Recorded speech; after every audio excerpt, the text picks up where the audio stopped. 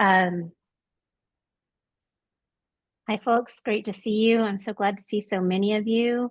We have the good fortune of having Charlie Michael from Mission West and Andrew Yoakum from Puget Sound Food Hub. These two have really done a lot for food system and food hub development, food hub network development here in the Northwest region. And Charlie has been an incredible resource for a lot of us who coordinate food hub networks. And very recently, Charlie brought to you this group, this network of network groups that meets on a regular monthly basis.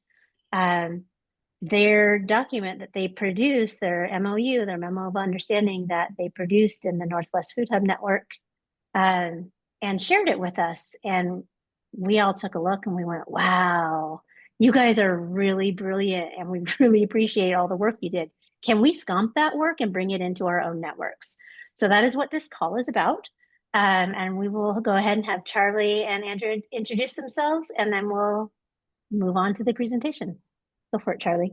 Oh, cool. Thanks, Sydney. And Andrew, actually, if you want to introduce yourself first, because I've got my whole thing just like it's one big script. So, You bet, Charlie. Yeah, we'll just let you roll here in a minute. My name's Andrew Yoakum. I'm the executive director here at the Puget Sound Food Hub.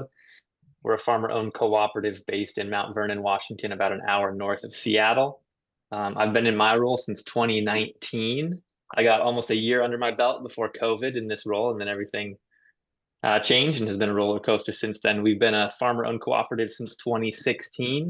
Really excited to support Charlie and tell you all about the work we've been doing here at the network. done. I'm gonna go ahead and screen share and hope everything continues to work technologically. All right. Are folks seeing slides but not a Word document? Hope so. I'll take that as a yes. Great. Got your Well, thank you all. slides. All right, thanks, Martha. Yeah, thank you all again for having me. My name is Charlie Michael. I'm the Cooperative Development Center Director at Mission West Community Development Partners, and I'm the Program Manager for the Northwest Food Hub Network.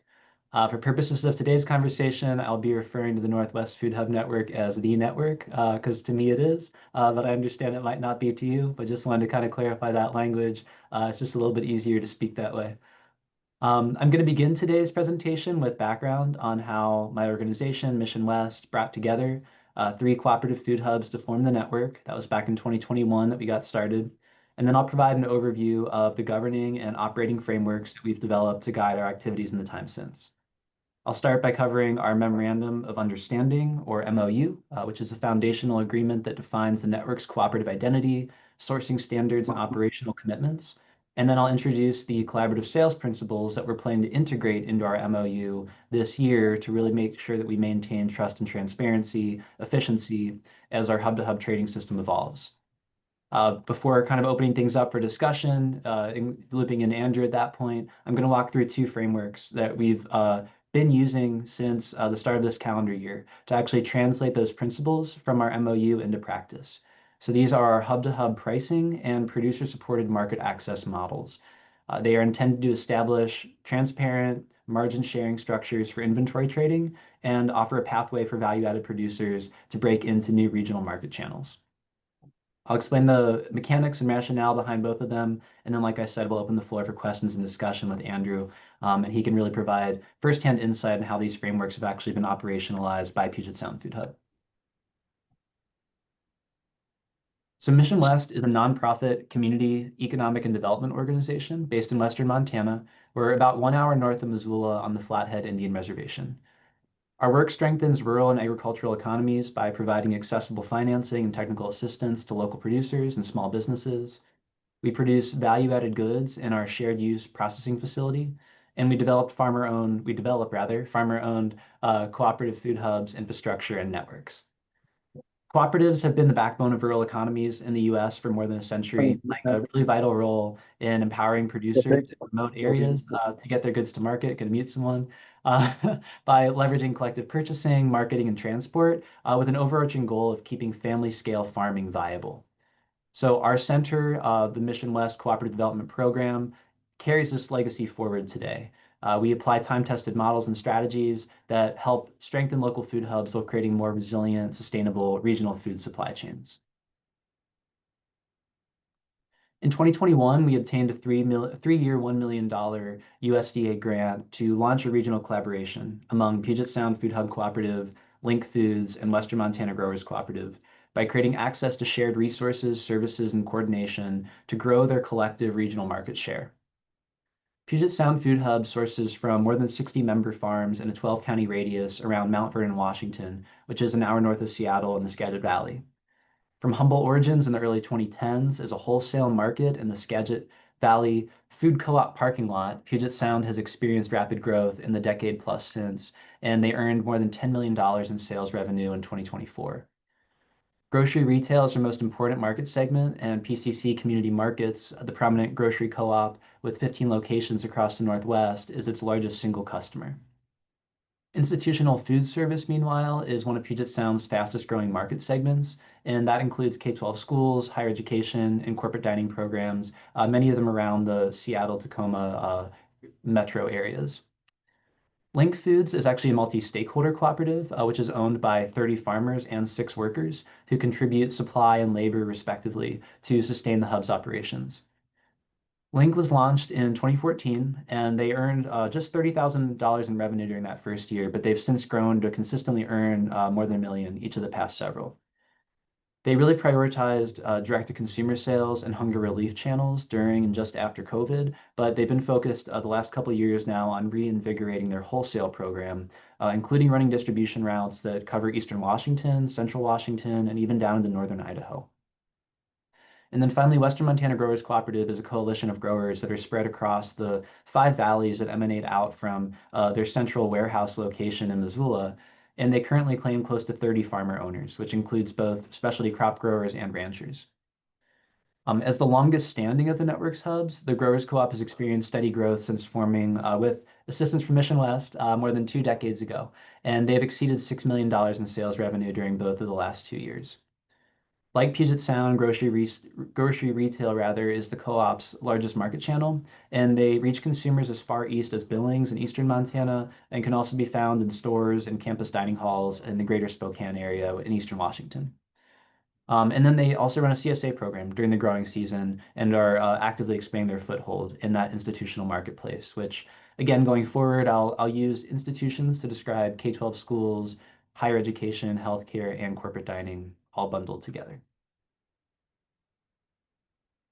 So building on our established relationships and decades of experience in food hub development, Mission West brought together these 3 cooperatives to form the Northwest Food Hub Network in 2021, and we designed a work plan that was really centered around addressing development objectives in 3 key areas: building personnel capacity to generate leads, drive sales, expanding each food hub's year-round supply availability, both in terms of volume and variety, developing, and then finally designing more seamless hub-to-hub coordination systems.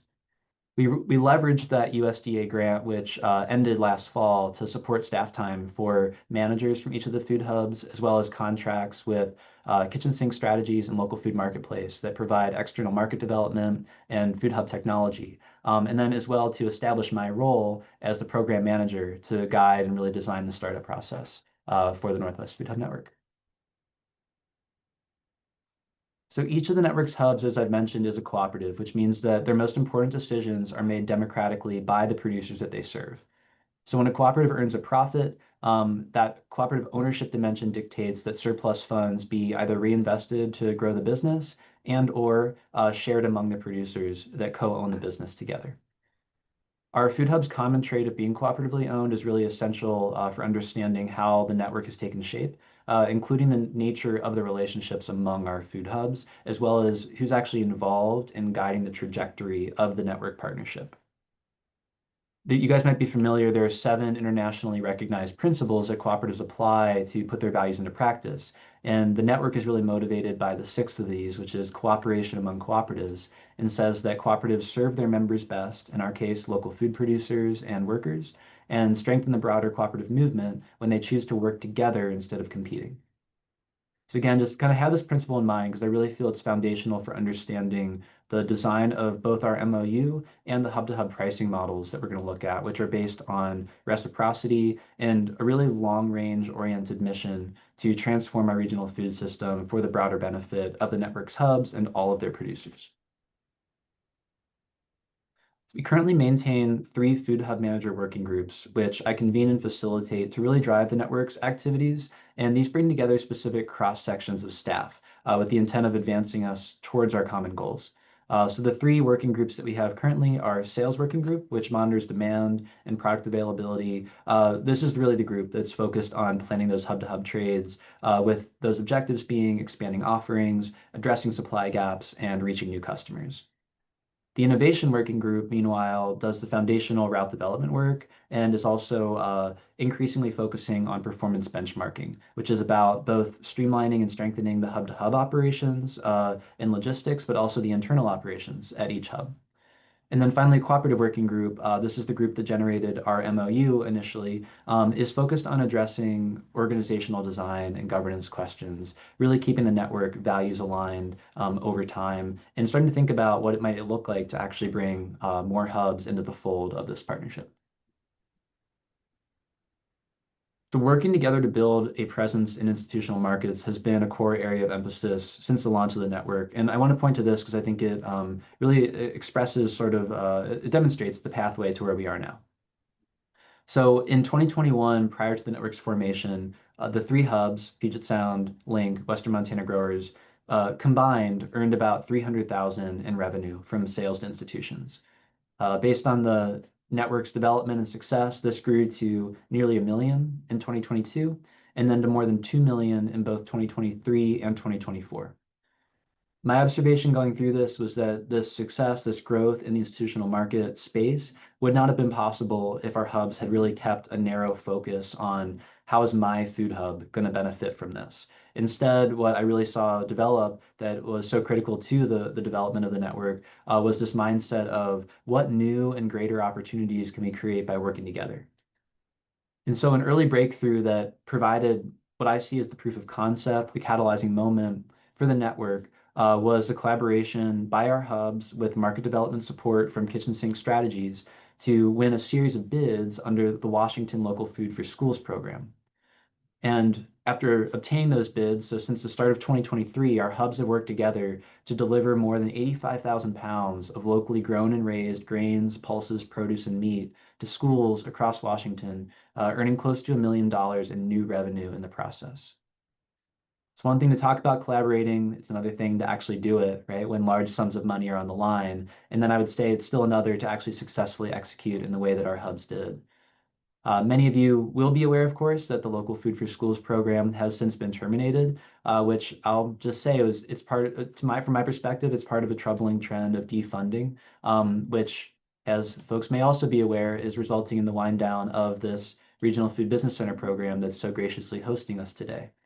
The dismay, the need for advocacy are warranted. I'm supportive of both. But for today's conversation, maybe a more optimistic note that I wanted to sound was just that based on our experience here in the Northwest, I actually do feel that the positive ripple effects of these programs will persist well beyond their lifespan. And I hope that what I'm able to share today is part of what contributes to that. So the infusion of state and federal funds into local food purchasing, like I said, was a catalyzing force in the development of the network in our regional hub-to-hub supply chain, which is now facilitating more than 100 inventory trading transactions each year, which grow, diversify, and bring consistency to the product offerings of our hubs. For us, the supply chain development process really began in 2023, and it was focused on bridging this gap between Puget Sound Food Hub and Link Foods. We developed a cross-state route that connects the 2 hubs while creating new intermediate market outlets and farm-to-food hub transportation efficiencies, so backhaul, things of that nature, along the way. Gaining reliable access to goods from growers in Puget Sound's more temperate region in Western Washington has provided an important, reliable, cost-effective way for Link Foods and Western Montana Growers Cooperative to round out their catalogs during the winter. And Puget Sound, meanwhile, has really benefited from bringing back items like bison, lentils, asparagus, and stone fruit that are not typically available in its immediate local area. And these have been especially critical in helping Puget Sound unlock some new high-volume farm-to-school sales opportunities. So this trading system, just to kind of consolidate it, it's creating new market access opportunities for producers, especially selling into those larger Western Washington markets, and it's making it possible for our hubs that have shorter growing seasons to serve their most important customers all 12 months of the year. As our hub-to-hub supply chains have evolved, we've recognized the importance of defining a durable framework to sustain and strengthen the network, while keeping clarity, alignment, commitment to our collective mission. So the cooperative working group that I described before met throughout the 2023-2024 off season, and we worked together to develop language for an MOU, establishing the principles and practices that would guide our approach going forward, and to which all current and future network members would be expected to uphold. That spring, we brought together board members and managers from all three of the food hubs for strategic planning session, where we reviewed and refined the MOU and built in just some additional time for participants to get to know one another, the first time that all of our hubs with their board members had had the chance to come together in person. I do feel this time together was really indispensable, even outside of the MOU development, just for getting buy-in and commitment to the partnership. And fortunately, the MOU review process also went very well, and it was actually adopted by a resolution of each Food Hub's board that following summer, which is really critical to ensure alignment, again, clarity, transparency on our shared priorities going forward. So the MOU that we developed begins by stating that the network's member hubs are cooperative businesses, which are jointly owned and democratically controlled by local food producers who benefit from their services. It defines our shared cooperative identity, affirming that our food hubs adhere to the cooperative values of self-help, equity, solidarity, and social responsibility, and that they put those values into practice through the 7 cooperative principles. It explains how the network promotes access to high-quality, culturally relevant food by supplying source-identified products in alignment with the Good Food Purchasing Program, which is a framework that we use to demonstrate our commitment to supporting local economies, nutrition, a valued workforce, sustainability, and animal welfare, creating a consistent baseline across all 3 of the food hubs. And then it details what it means for us to function as a food hub network, which in our case means aggregating, marketing, and distributing local food with an orientation towards the common good. The functional pillars of our approach are inventory trading to increase volume, variety, and consistency of goods that our hubs can offer, sharing margins to keep traded products price competitive in their destination markets, and leveraging logistical efficiencies such as combining deliveries, using backhaul, on-farm pickup to maximize value for producers and to minimize environmental impact. So recently, meaning these last few months, the cooperative working group has continued to develop some new language. And what we've been focused on here is related to hub-to-hub sales, going a little bit deeper, adding a little bit more detail to what that agreement looks like. So the new language that we've developed and that with any luck will be adopted by the boards in the way that the other language was, begins by actually stating, I think, another very significant step towards transparency, which is committing the network's hubs to sharing their complete customer lists with one another. Truth be told, this is really already happening in practice, but it's not something we've written down yet. And so we did want to just add some specificity and make sure that it was out in the open as an expectation. And based on this MOU language, these customer lists will be updated and actually reviewed together annually, each off-season, by the sales working group, providing a dedicated space, intentional approach for our sales leads to work together and have conversations with transparency to really track market development process, identify growth opportunities, and set goals for the year ahead. Our intent here is to promote open dialogue and constructive coordination, especially as we increasingly serve overlapping market areas and want to keep striving to create new openings for one another in those areas. Already in practice, we've worked out mutually beneficial arrangements where this has happened, and the new MOU terms commit us to actually documenting those successful practices to support continuous improvement towards greater clarity and responsiveness for our customers.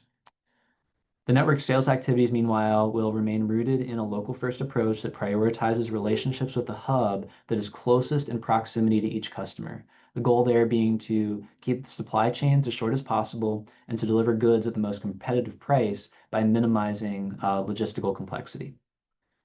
And As a cooperative network, our goal remains to advance the best long-term interests of producers through this broad-based market expansion approach, and really to prove the viability of local sourcing at scale.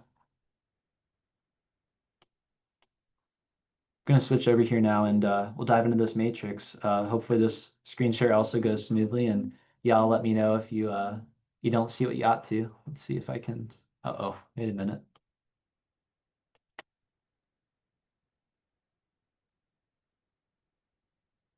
Oh, close out of the slide deck. Thanks for bearing with me, everybody. All right.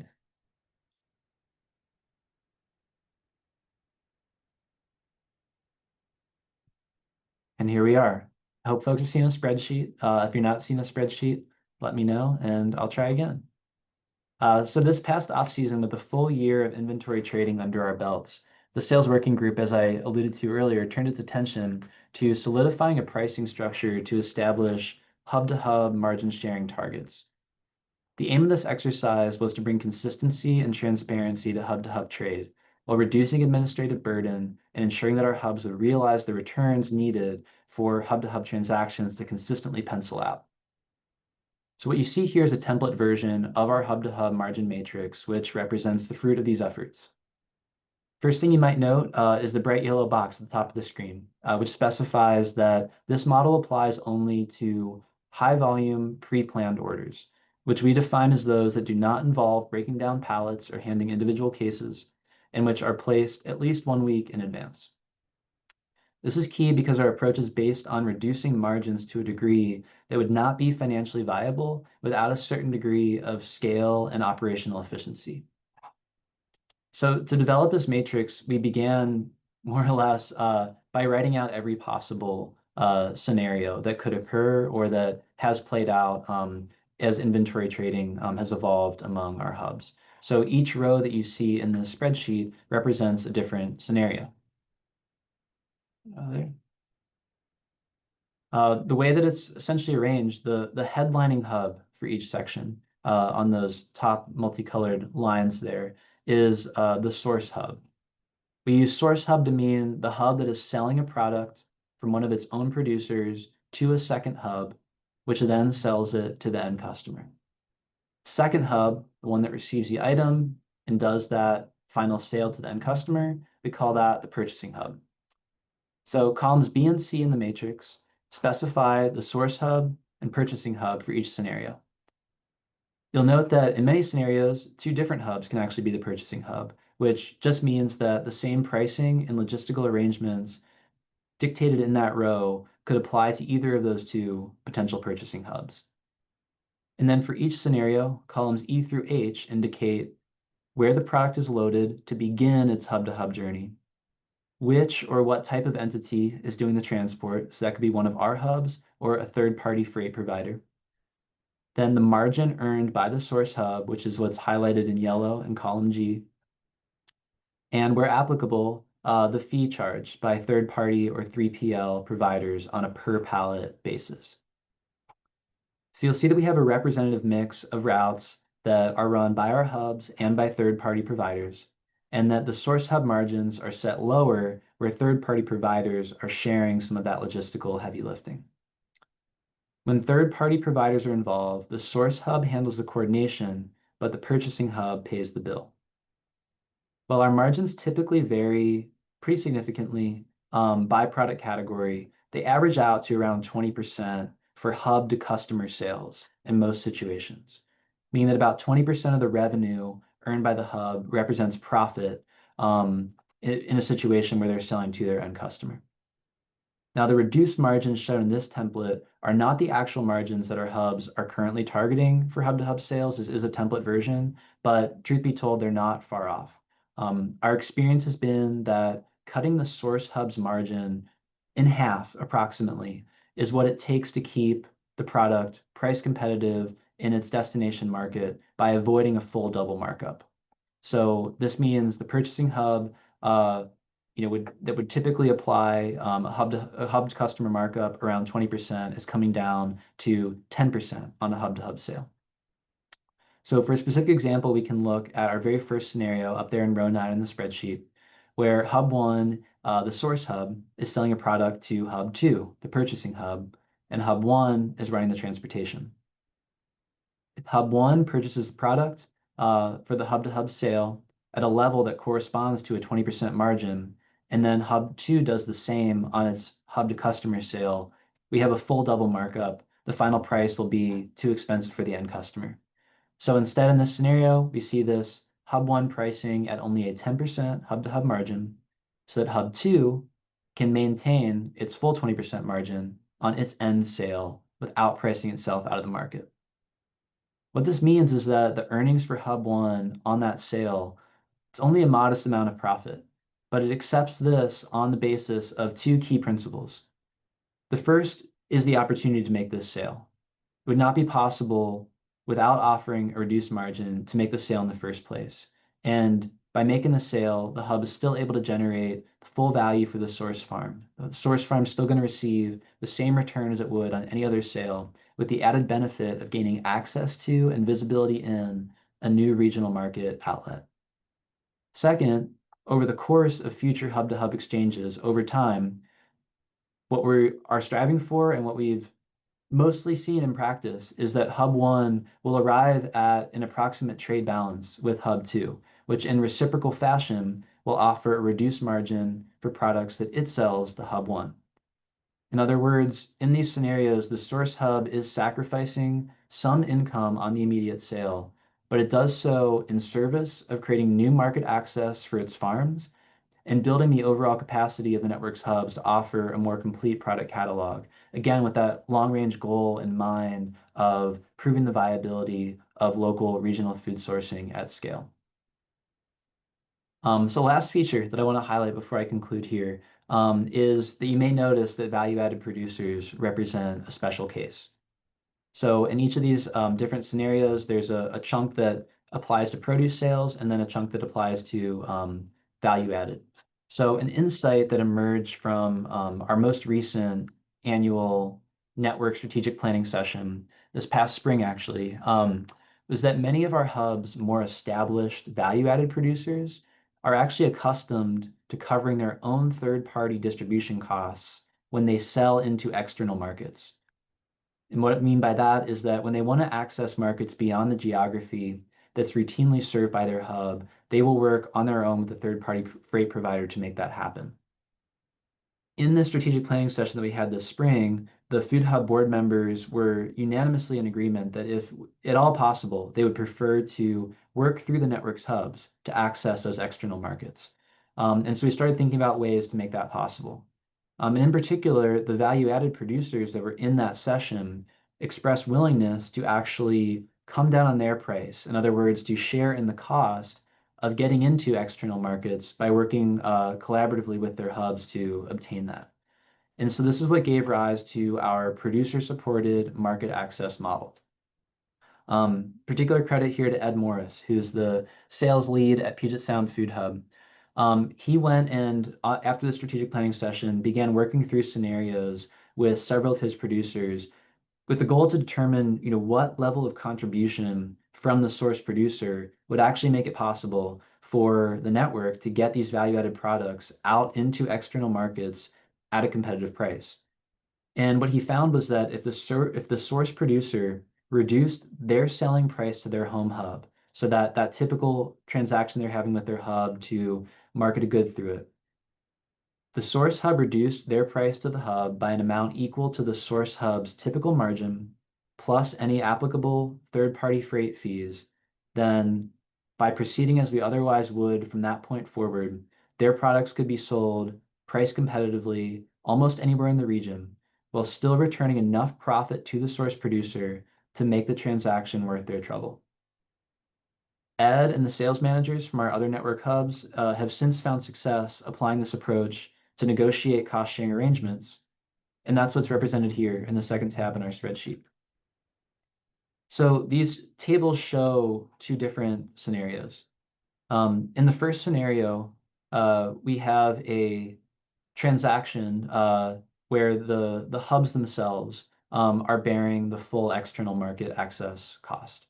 So the source hub will provide the same pay to producer amount that they would for a local sale of a value-added product.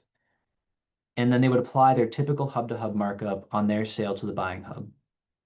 The buying hub would then, as always, pay the third-party freight fees if they're applicable, and then apply their hub-to-customer markup to the cost of goods purchased after accounting for those third-party freight fees. Typically, when we pencil these out, which is what this spreadsheet is set to do, this will result in an on-shelf price that's higher than what the market will bear. So the second scenario offers an alternative pathway to address this.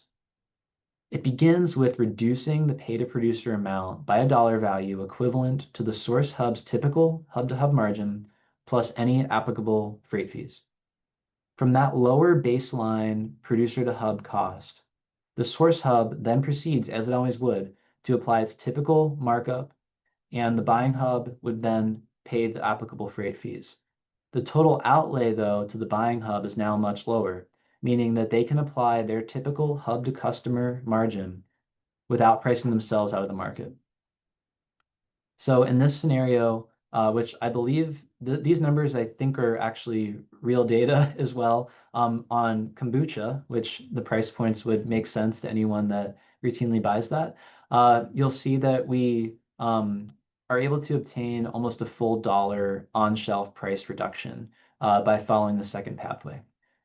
Our hub sales managers have been working through these two different scenarios with producers with the goal of optimizing the arrangement. So this is not a hard line that they take. It's really a starting point to say, hey, we think that if we reduce the pay to producer amount by, this baseline, that's going to be what it takes to get into the market.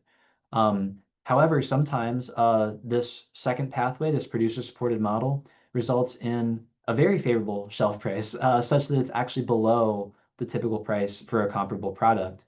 And when that's the case, our sales manager will work with that producer to raise the price up, to raise the pay to producer amount up to the highest possible level. In other cases, though, producers may not be able to come down in price, or at least to the level that would be necessary. And this has happened as well. But fortunately, more often than not, our very adept, savvy sales managers have been able to find a pay-to-producer price reduction that, again, still makes it a good deal for the source producer, still makes it worth their time and trouble to go to the effort to make these sales, while making the product retail shelf ready.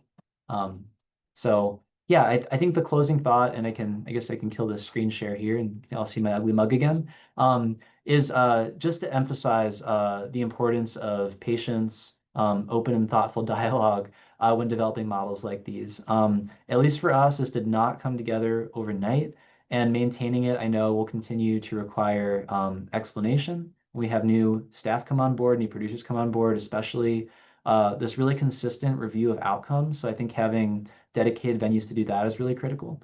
And then a willingness to adapt to evolving needs and goals. I would also maybe like another sort of concept around this that I'll leave you with is that our MOU and our pricing models, they really grew out of established patterns and practices for the most part. So I would actually really describe these as frameworks that were more codified than created.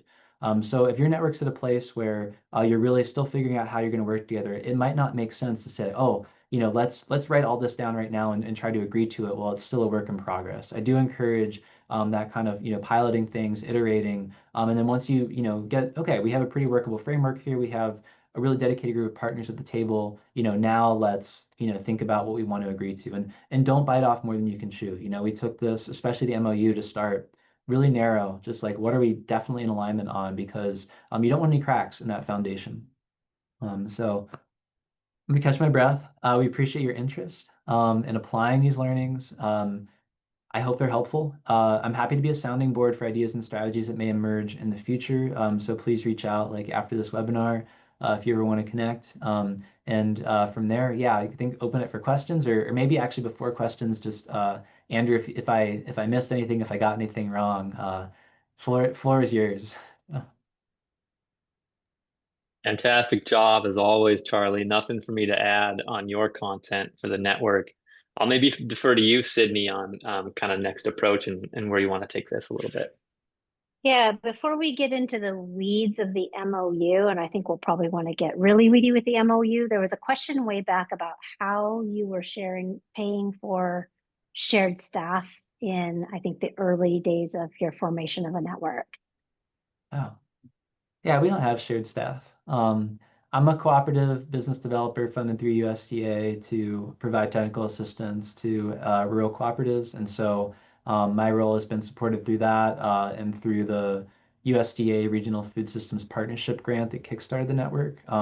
That grant, like I said, is no longer active. That expired last year.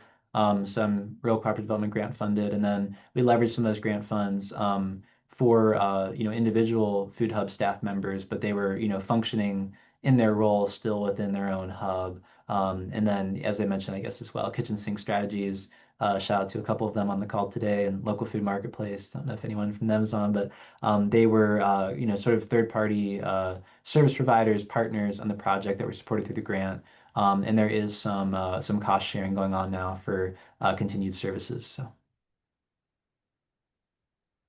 Thanks. I think that probably answered. Let's see, other questions in the chat. So who comprises the sales group from Christine in Detroit? that'd be Ed, Emily, and CJ. Do you not know them? Those are our sales leads for the hubs. I don't know, Andrew, do you want to talk a little bit about kind of like what the scope of work maybe is for somebody like Ed and his involvement in that group? Yeah, thanks, Charlie. So Ed is our director of sales and sourcing at the Puget Sound Food Hub, so a pretty broad responsibility load for him. He runs everything from new producer kind of acquisition funnels, which is more or less word of mouth. We don't have a great kind of generator for that, and still receive regular and consistent new applicants and new members and value-added producers to our food hub on a monthly basis. So he works really closely with that kind of lead generation on that realm, and then also on the customer side, lead generation and market development. We don't have a very robust production planning system at the Puget Sound Food Hub. We rely a lot on historical relationships and a little bit on lineage that way. If Dave Prather from Western Montana Growers Co-op were here, he could speak a lot more coherently to that production planning model and how that kind of helps his growers access the marketplace. So Ed is our sales director. To your point, Charlie, he has 2 sales leads underneath him, and then we have a customer service team as well, supporting their work. So Ed is our representative on the sales side in the network and participates in those sales working groups. And I think it's a similar structure for the other hubs as well. Yeah. Other questions from this group. Are all the hubs the same business model? I'll let you guys answer that. Yeah, I think with just a slight difference. So if folks aren't familiar with the what a cooperative is, that's maybe I go on at length rather. But essentially it's a jointly owned business by the folks that are the core